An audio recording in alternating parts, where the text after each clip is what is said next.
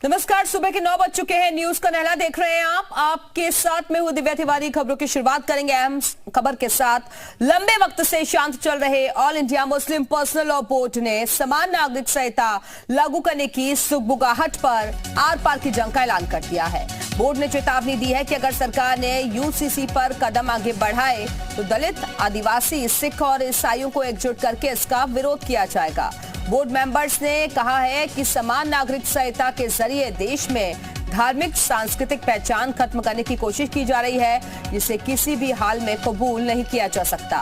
राजधानी लखनऊ में all India Muslim personal law board की कार्यकारिणी की बैठक में बुलडोजर को लेकर भी चर्चा हुई और बोर्ड के मेंबर्स ने कहा कि कानून पर पूरी तरह से अमल किए बगैर जिस तरह से मकानों को गिराया जा रहा है वो कार्रवाई गलत है। बैठक में असम में हो रही गिरफ्तारी का मुद्दा भी उठा और असम में लोगों को गिरफ्तार किया जा रहा है क्योंकि सालों पहले उन्होंने 18 साल से कम उम्र की महिलाओं से शादी की थी और ये मामला पहले ही हरियाणा और पंजाब से सुप्रीम कोर्ट तक पहुंच चुका था। इसलिए फैसला आने तक असम सरकार को कोई कार्रवाई नहीं करनी चाहिए।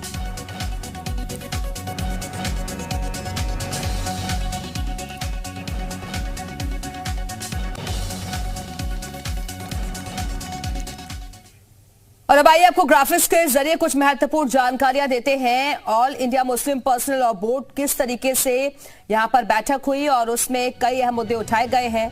बैठक के मुद्दे क्या रहे? समान नागरिक संहिता, वो हम आपको बता रहे हैं कौन कौन से मुद्दे इस बैठक में छाए रहे।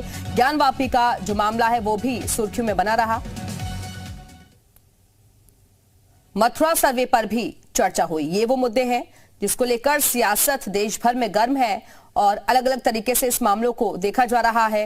धर्मांतरण के मुद्दे पर भी चर्चा की गई और ये कहा गया है कि देश में जहर घोलने का काम किया जा रहा है, आपस में लड़ाया जा रहा है। कई ऐसे मुद्दे जो कि धार्मिक राजनीति की आड़ में फंसे हुए हैं उस पर भी चर्चा की गई है।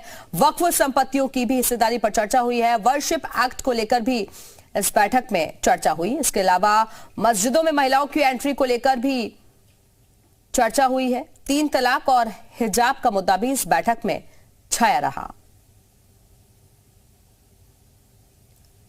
तो ये वो मुद्दे हैं जो कि AIMPLB की बैठक में चर्चाओं का विषय बने रहे और खास तौर पर मुस्लिम समाज के लोगों ने इन मुद्दों को जोरदार तरीके से उठाया और कहा कि किसी भी सूरत में ऐसे मुद्दे बर्दाश्त नहीं होंगे जिससे सांप्रदायिक सद्भाव जो है वो खत्म होने का काम हो और उन्होंने कहा कि ये विरोध आगे भी जारी रहेगा। उधर लखनऊ में AIMIM अध्यक्ष ओवैसी का बड़ा बयान सामने आया है। असम सरकार कर रही है पक्षपात, ये आरोप लगाया है ओवैसी ने। मुस्लिमों को लेकर सरकार का रवैया गलत है और असम में बीजेपी सरकार की नाकामी है। AIMPLB की बैठक में ओवैसी भी मौजूद रहे।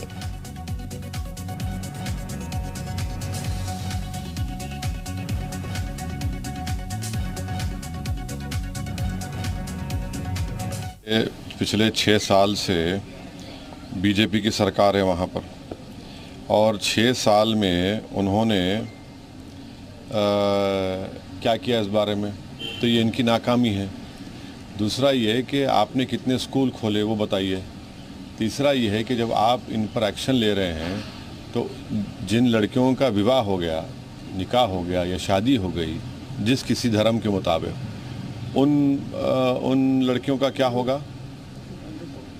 और ये जो आसाम में बीजेपी की सरकार है वो मुसलमानों के ख़िलाफ़ है, बायस्ड है। अपर आसाम में जो लैंडलेस लोग थे उनको पट्टा दे दिया ज़मीन का और लोअर आसाम में नहीं दे रहे हैं। तो ये यही इनकी कारनामे हैं। और एक बात याद रखिए कि 18 साल में तो हम लोग अलाउ करते हैं सेक्सुअल रिलेशनशिप। ये क्या है फिर? ये कि हमारे इस मुल्क के लिए जिसमें मुख्तलिफ़ मज़हब के मानने वाले, मुख्तलिफ़ कल्चर से ताल्लुक़ रखने वाले लोग हैं, उनके लिए यूनिफॉर्म सिविल कोड मौजू नहीं।